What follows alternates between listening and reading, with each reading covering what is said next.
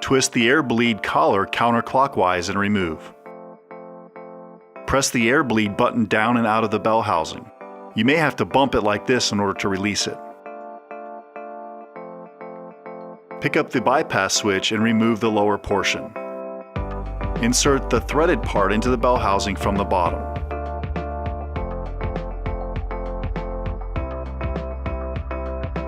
Then carefully twist the upper portion clockwise and hand tighten. Use your hand and a rag to hold the bottom part so it doesn't twist. Test it by flipping the switch like this. You should see a black plastic rod sticking out inside the bell housing when the switch is off.